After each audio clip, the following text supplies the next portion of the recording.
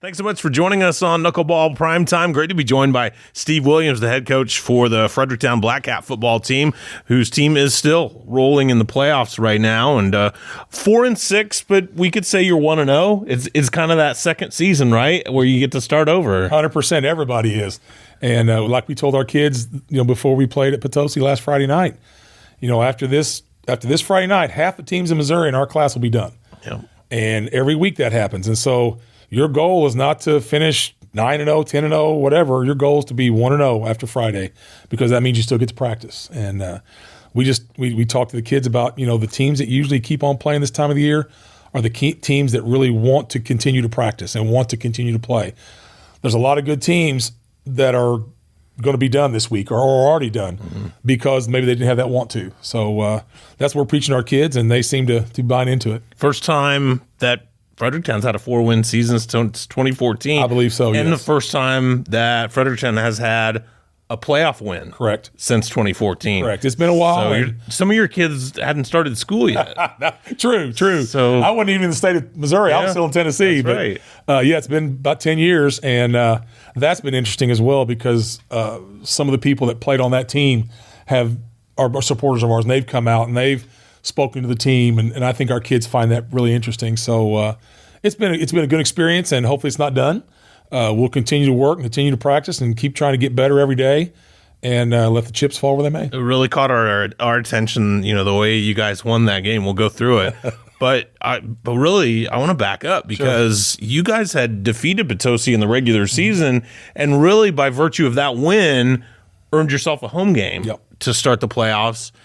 Well, the battery recycling fire forced you to go on the road so everybody's safe and everything works out. So you guys have to actually go to Potosi rather than host that game, even though you'd earned the home game. When did you know? At what point did you know we're going to have to go on the road here, and how did that all come together? Well, that was an ordeal, to be honest. Now, again, it's not an ordeal like major ordeals in the world, but for us, the logistics of changing the game, it changes travel, it changes time to eat, to feed the kids, to get them all there earlier. We hadn't practiced the day before because of the plant fire. Wow. And it was an event, but we had, the good thing is, again, in our town, in our school district, we had a lot of people step up and help. The parent club got a meal together and fed them at 2:30, which was, we didn't find out till noon that we had to travel. So at noon that day? Yes. We knew there was a chance. But we were waiting for the official word, and our superintendent was in contact with the EPA and all that kind of stuff all the time.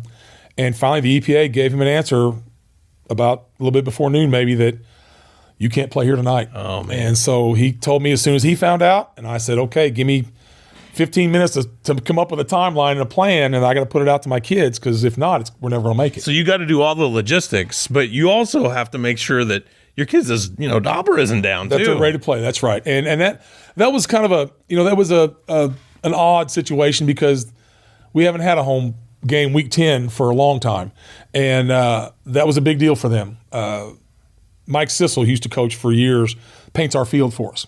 Well, he painted the field and dressed it up a little bit because it was going to be a home playoff game, and so we actually had a walkthrough, which I think kind of helped galvanize our kids a little bit and bring them together and kind of let them focus in a sense that we were not, just coming in to get dressed. We came in, went through some things that we hadn't had a chance to the last couple of days before that because of the fire and not being able to practice.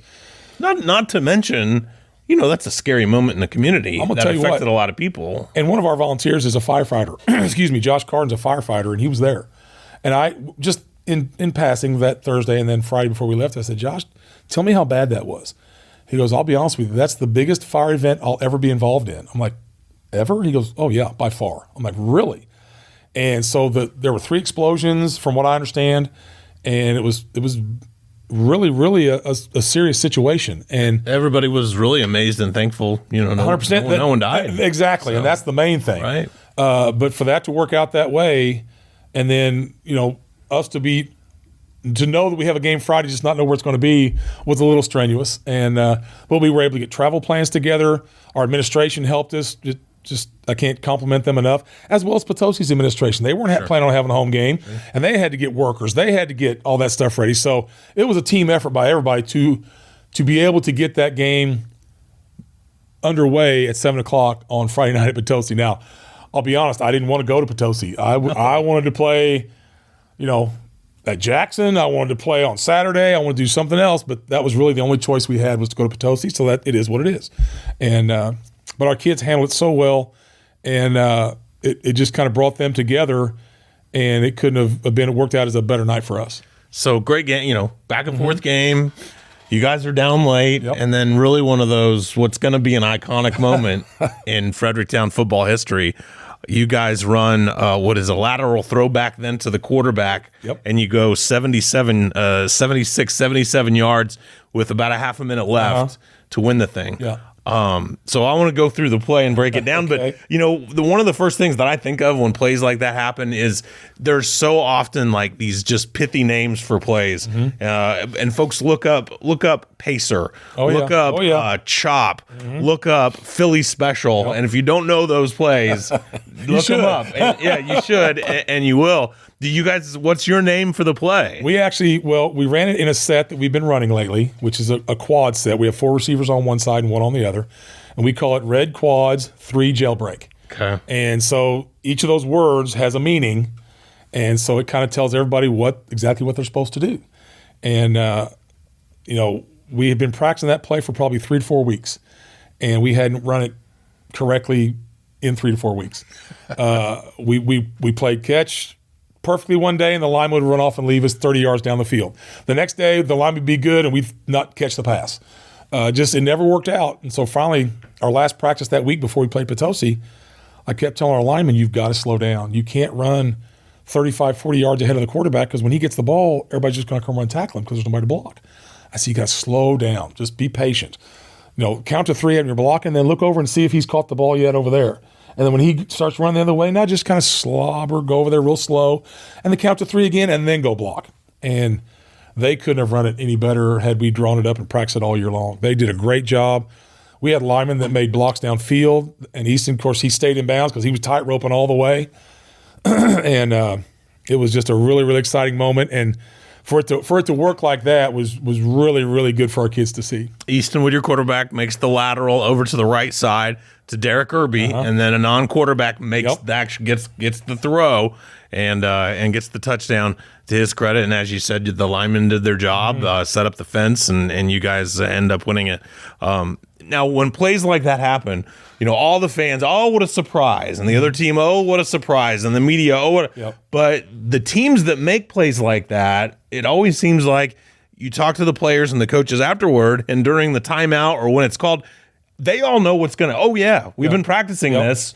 We know what we're doing here. We know what play is going to be called. Is that how it kind of went down? That's how it's supposed to work, yes. And they all knew what they were supposed to do because we'd practiced it enough.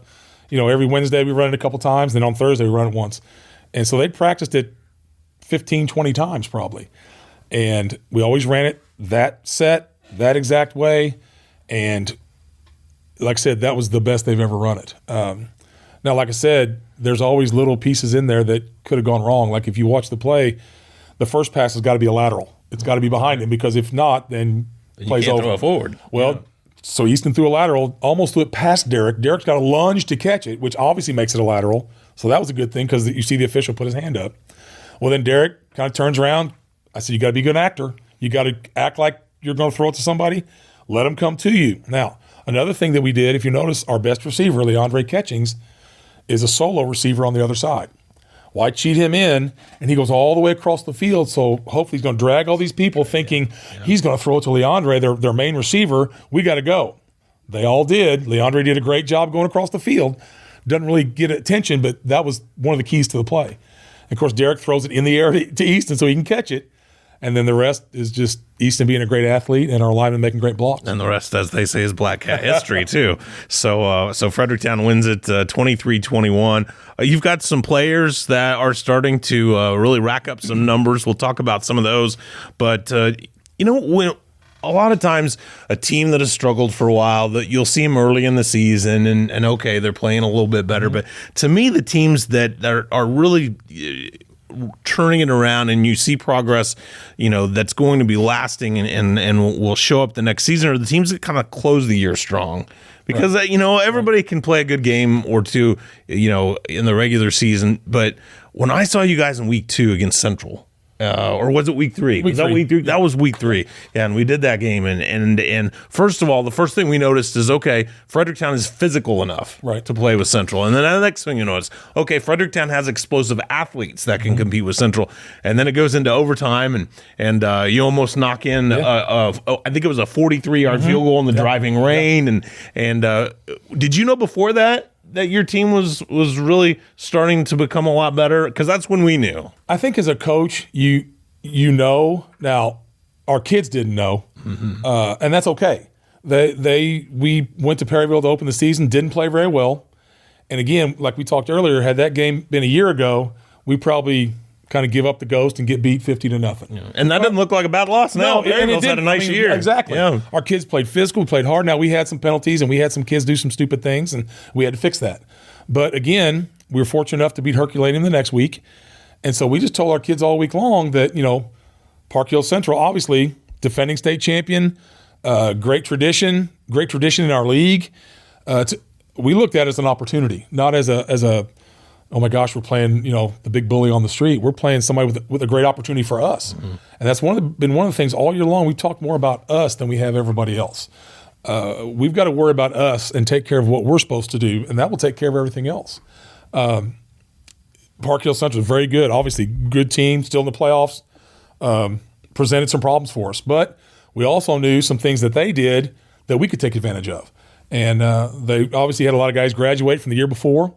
And that gave us a chance for some of our athletes to shine. And we knew we had some kids that can run. Now, we don't have anybody that, is probably a big-time SEC recruit. But we got some high school kids that can run. We got some kids that can block. And when they play hard and everybody does their job, which is one of our mottos, it's amazing what you can do. And we had a number of chances that game to win the game. Not just the field goal at the end, not just in the second overtime. We scored in the second overtime, but we had a call back on holding. Earlier in the game, we scored. They came back and threw an interception, and we had the ball again and had a chance to score there to have a 2-touchdown lead, and turned it over. And so there's always a number of chances in a game when you have that chance to win the game. It could be in the first quarter, could be on the last play of the game. But I think our kids, again, it was a loss, and there are no moral victories. I mean, we played hard and we played great, and that's fine, but we learned from it. That was the main thing. I told them after the game, I can remember what I said. I said, there's nothing I can say right now that's going to make you feel any better. And I'm hurting too. But I was so proud of them for the things you said, the effort they gave, the execution they made on certain plays, their willingness to come back and fight to the very end and to continue to play. And I think at that point, our kids realized, you know what? We can play football. We're okay. We can play with anybody. And that's the truth. If we play, our football and do our job and execute our offense and defensive schemes and pitch and catch the ball and take care of special teams, let the chips fall where they may, and we'll see what happens. And if we have a chance to keep it close like we did at Park Hill Central, if that field goes a couple of yards over, we win the game. If we don't hold, maybe we go for 2 and win the game there. So I think our kids learned a lot from that. And I think they learned a lot about themselves. So you've got to get bigger, faster, stronger when you build 100%. A program. 100%. You have to learn to play as a team. 100%. And then at some point you have to learn how to win. Right? You got to close the job. And you guys seem to do that in that Windsor game. 3-point win. I'll let you take it from here because you told a great story about maybe somebody who was a little prescient about what was going to happen in that game. Well, and the Windsor game was a great game too. That was back and forth and teams up and down the field, and we couldn't stop them and they couldn't stop us, and we happened to have the ball last, and that's pretty much what happened. But we always have a character coach come in Thursday morning after our practice and talk to our kids about life and how things in football can relate to life, and how, don't quit in football, you don't quit in life. You don't, just all kinds of messages that are cross borders there. One, it's just ironic because he was talking about, you don't want to quit in anything. Even if there's only 1 second left on the clock, you don't quit. You still have a chance. And he really hit that point home. And I thought that's a really good point because that's the same thing I've been saying ever since we started. I don't care. This was right before the Windsor game? It was the Thursday morning before we played Friday night. And I've always lived my life like that. I don't care if we're down in a baseball game 12-1 and we got 2 outs and 2 strikes, we still got a chance to find a way to come out. Well, sure enough, we go to Windsor, and the way the game goes, we get the ball back. We're down with about a minute and a half to go, and we have to go the length of the field.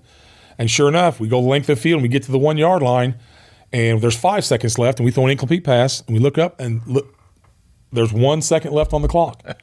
And we're able to run a play, and we get in the end zone and win the game.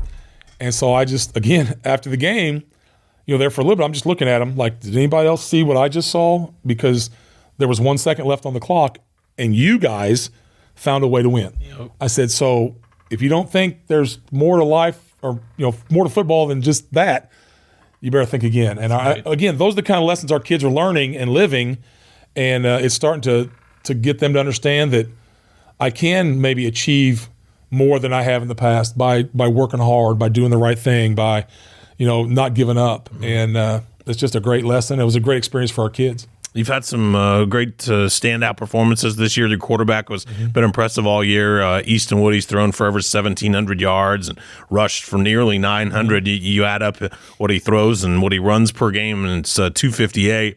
A lot of guys have contributed, but let's go ahead and point out what Leandre Catchings has done this year, because when you're breaking school records, you're doing something pretty special. Yeah, and those guys on that list are all getting close in different categories.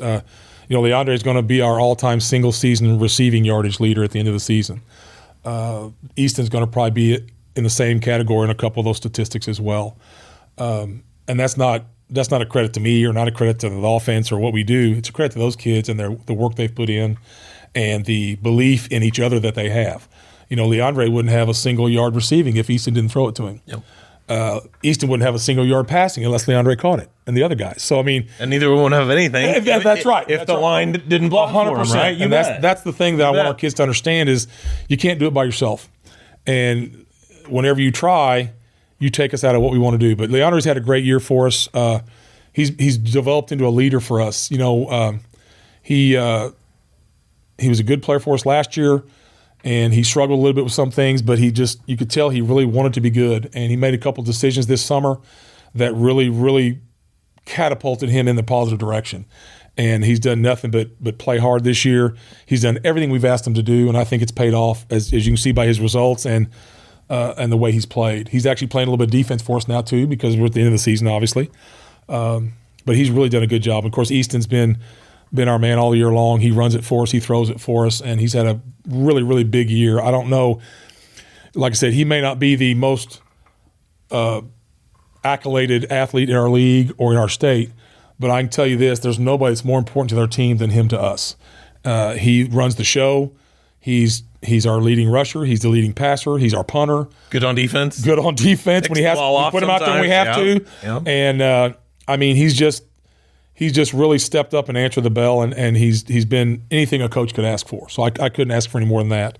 We've got some other guys. Dane Sensel has played in our secondary defensively this year. He's got 4 interceptions. He had a pick to the house Friday night against Potosi, and he kind of runs our defense mentally and alignment-wise. He's very intelligent. He's going to Rolla and going to be an engineer. That helps you. That's great.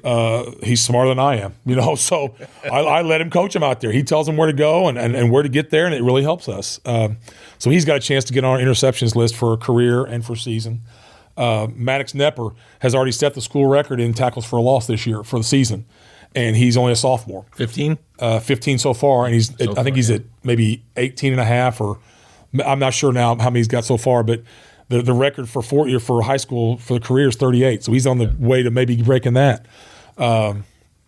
We just got so many guys that are having really good years because they're working together and accomplishing it together instead of trying to do it all themselves. Yeah. And it's just really been a blessing to see that happen. And the short-term effect is what you can see on the field right now. The long-term effect, maybe a few more of those kids walking the halls say, maybe I need to give Frederick football a try. And that's the plan. Yeah. That's the plan, because obviously my first year here, we ended up with about 50 kids, which was really good. We were at 61 this summer. We've been about 56 steady for the whole year. And so we've got more kids out, which makes it better to practice, which makes us better to have, a varsity and a JV, and it just helps us with depth. And so if we keep getting more kids, we'll keep adding equipment and lockers and keep getting them in there, because that's a good thing when kids want to be a part of your program. And hopefully as coaches and a school administration, we continue to provide the program that they want to take part in. Steve Williams is the head coach for the Fredericktown Blackcats. They're in their district semifinals now, and your reward for the victory, you're going to face a good team, right? But it's they're all good. That's another right. opportunity That's is right. what it is. That's right. It's the undefeated and third-ranked Dexter Bearcats, and they're a pretty good ball club this year. Not only have they won, but they've been blowing people's doors off. Their average margin of victory is 38 points. So they've had a very nice season. I know that you've probably already begun your scouting on them, and what kind of jumps to the top of the list when you're scouting out the Bearcats. Well, they're good. And like you said, they're solid. They're solid on offense. They're solid on defense. Their special teams are good. They're 9-0 for a reason, obviously. We saw them in the summer. We actually went to a contact camp with them. We saw them in 7-on-7, things like that. So we're familiar with them. But yeah, they've played very well this year. Coach Jamerson does a really good job down there. We actually do some things similar offensively, but they've just got some really good players. They got a big running back that's one of the hardest kids to tackle that we'll see all year. They've got some skilled kids that can run. They're good on both sides of the line, offensive and defensive. So yeah, they're 9-0 for a reason. And like we told our kids, when you win a game in the playoffs, the next round everybody's good. There's nobody left that's not having a good year or playing well. And so they understand that. Again, it's not the World Series. We don't have to beat them 4 out of 7. We've got to beat them on Friday night. And our kids understand that's an opportunity, and we're going to take our shot. And hopefully, if we can find a way to stay with them and hang close, maybe near the end of the game, we'll have a chance to win. So their big running back, his name is Jet. I think so. Jet Grahams, yeah, which is great. Is he aptly named? Can he also move? He's a tank. Now he is hard to tackle, man. So he should be Tank Grahams instead of. Well, he's fast too. Don't get me wrong. All right. But if you watch any film, you see kids try to tackle him, and it's not very successful.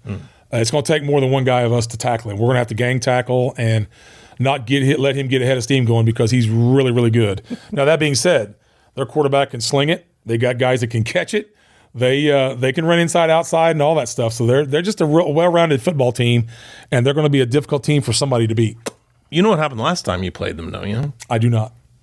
56-0 Blackcats. Whoa, that must have been a while back. Fredericktown Blackcats, 2012. There you go. 2012. So yeah, you can use that to build on. That's right. Right. Are you guys? Are you reasonably healthy going into the game? For the most part, we're beat up a little bit, just like everybody else at this time of the year.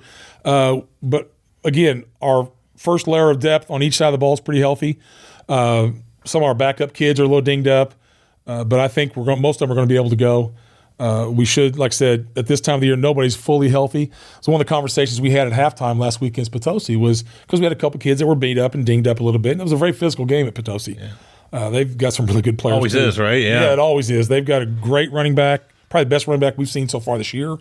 If you miss him, he's gone, and he's hard to tackle. But we had a conversation at halftime like, hey, everybody's hurting, but you've got a half to prove why you deserve to play another game. And so our kids kind of bought into that, and they fought through some injuries and some dings, and were able to make plays. And so this time of the year, obviously rest is important, and we want to be as fresh as we can Friday night. So we're not killing them in practice, but we're taxing their minds and trying to make sure they understand their assignments and being as physical as we can in practice, but also being careful to not put our kids in a situation where we don't have to. Sounds like some folks are going to travel from Fredericktown to support you. We talked a little bit before we came on the podcast, and you said, the community has done 100%. Has really supported us and helped us to grow as a program too. Yeah, they have, and it's not just the parents. I mean, there's people.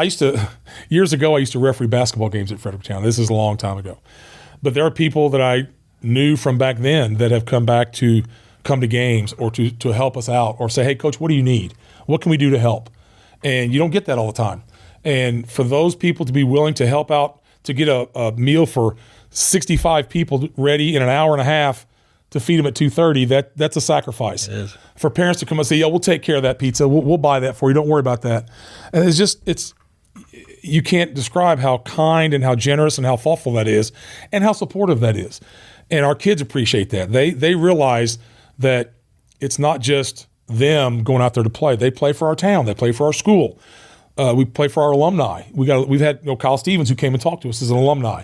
And those guys, I've welcomed them back with open arms. And they've been in the locker room. They've come talk to our kids. I love them to be around because they just kind of share that, hey, I was standing right there umpteen years ago, so I know what you're going through, and they can share some wisdom. And I just think it's been I've been really blessed actually to find a place to come back when we came back to Missouri 2 years ago, to come to a place where the people care that much, and they're supportive, win or lose. They show up, they pull for their kids, they pull for everybody, and I couldn't be more blessed to coach in a place that's like that. One of the neat things I think about this community, and when I say community, this area, whether it's maybe 7 counties, whatever you consider the area, is that all these teams just beat the heck out of each other during the regular season, right? But as soon as you get out of that area and you're in the playoffs now and you're playing some teams from other places, there are going to be a lot of teams and coaches and fan bases from around this area that'll be rooting for you guys. Sure, and likewise with the other teams in the area going in other games. It's just, I think that's a natural, I don't know if you want to call it a hometown feeling or a natural emotion to have, is to pull for people you're familiar with and pull for teams that you play against or coaches that you know. We have great coaches in our league. We have great teams in our league, and we've had a lot of teams that have been really, really successful. And that I don't look for that to not continue. I think it will continue.